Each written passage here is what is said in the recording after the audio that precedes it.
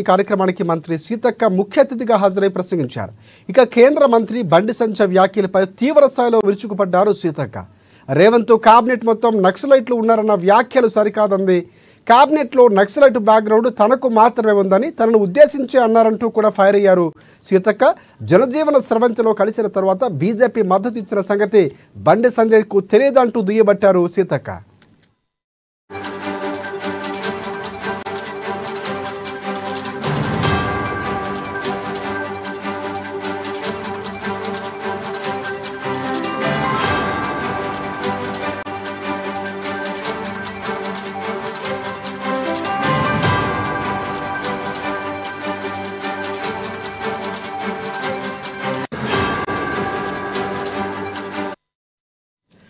Right, Mahabubabad వ్యవసాయ market పాలకవర్గం committee ప్రమాణ స్వీకారోత్సవ కార్యక్రమం జరిగింది. ఈ కార్యక్రమానికి మంత్రి సీతక్క ముఖ్య అతిథిగా హాజరై ప్రసంగించారు.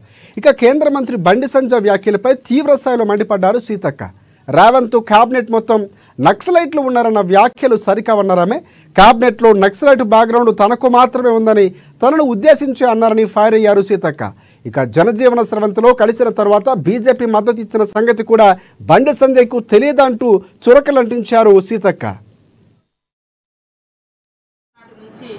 ఎప్పుడు దించుదామా అనేటువంటి తహతా తప్ప మరి ఒక నిర్మాణాత్మకమైనటువంటి ప్రతిపక్షంగా ఒక సూచనలు సలహాలు ఇచ్చి మాకు ఇచ్చినటువంటి మ్యాండేట్ 5 years 5 సంవత్సరాలు, ఈ 5 సంవత్సరాలలో నిర్మాణాత్మకమైనటువంటి ప్రతిపక్షంగా ఎట్లా ఉందాం అనేది అసలే లేదు.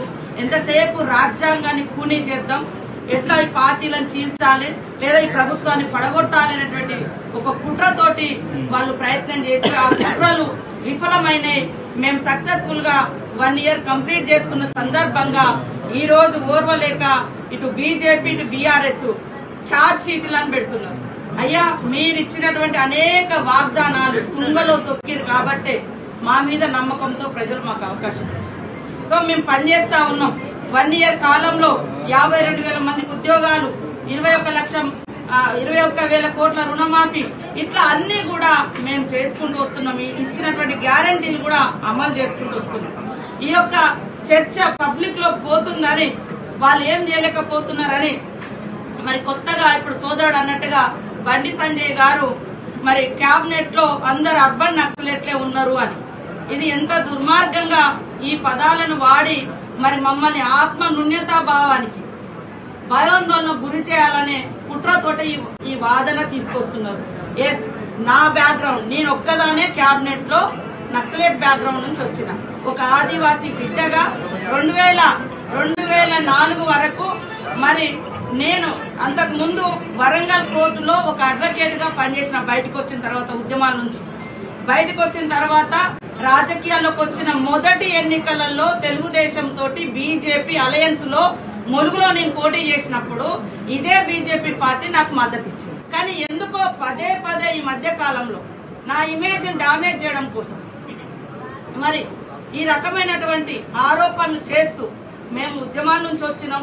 భారత రాజ్యాంగం ఇచ్చినటువంటి అవకాశాలతోటి ములుగు నియోజకవర్గం నుంచి నేను 3 సార్ల పబ్లిక్ రిప్రజెంటేటివ్ గా ఓటు ద్వారా ఎన్నిక చేయబడ్డా. నేనేం దొడ్డిదారిన రాలే. కాబట్టి ఇలాంటి మాటలు మీరంటే సీతక్క ఉన్నది, ఇగో ఈమె ఇట్లా చేసిందో ఏమనుంటే మీరు ఆరోపణలు చేయండి. కానీ నా మూలంగా కేబినెట్ మొత్తాన్ని